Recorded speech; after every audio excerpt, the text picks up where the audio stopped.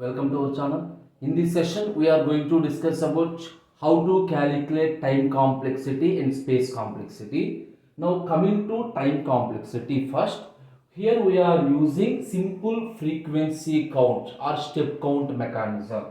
Now, coming to this one, the first for loop, I is equal to 0, I less than n, I plus plus. How many number of times this loop is executed? We already discussed multiple examples related to for loop.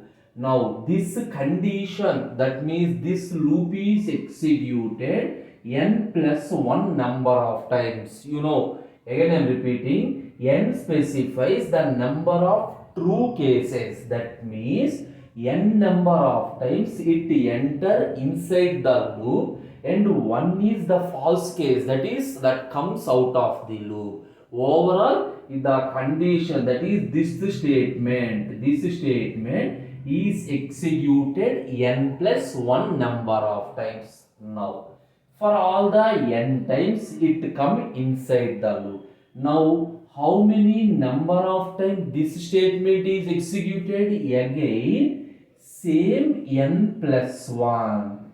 For n times the j condition is true, one time the condition is false. But here observe carefully, if we have a nested for loop, for I is equal to 0, this loop is repeated n number of times. I is equal to 1 n number of times. I is equal to 2 n number of times. So for each I value, the loop is repeated n times.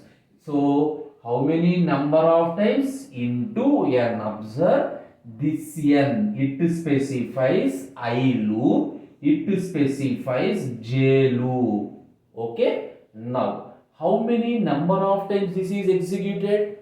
For all n true cases of j, it enter inside this. So this is obviously executed n into n number of times. For all true values of I is for all true values of j loop, this is executed. Now the most important, coming to this k loop, how many number of times?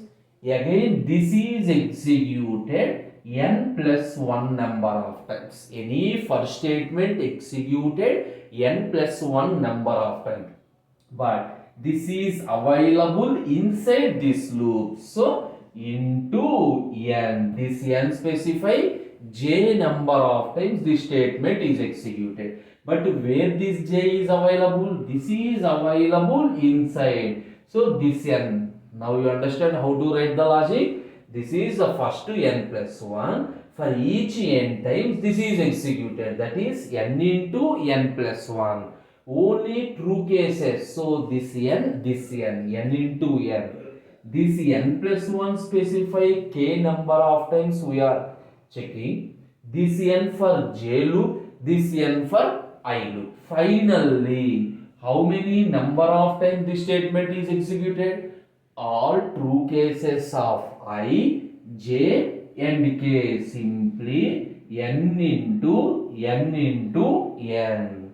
Now overall, what is the time complexity? Here this is n plus 1, this is n square plus n, this one is n square, this is n square into n, that is n cube plus n square, and this is n cube. Now calculate n cube plus n cube, 2n cube plus how many number of n square? Here 1, 2, 3. 3n square plus how many number of n's? 1 n is there, 1 constant is there. This is the total time complexity required for this algorithm. If you want to represent in big O notation, what is the maximum amount of time it takes?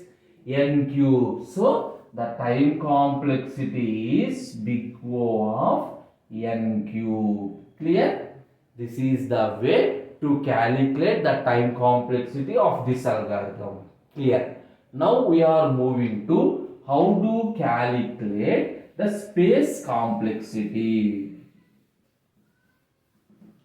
Now space means the amount of space taken by the algorithm. Here what all exist? One variable, that is A, is a matrix. Assume n by n matrix. So A requires n square. B, matrix B required n square. Matrix C also required n square. Okay, each, what is the size of the matrix? N by n. So matrix A, B, C requires a size of n. Now what are the variables we have? I variable take some constant, j variable some constant, k variable some constant.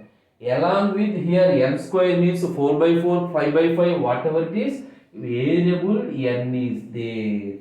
Now what is the total complexity? 3n square plus 3. 3n square plus 3. If you represent in big O notation, what is the space complexity? Big O of n square. This is the space complexity for this algorithm. Clear? Now you understand how to calculate time complexity and space complexity. That is the end of this session. Thank you.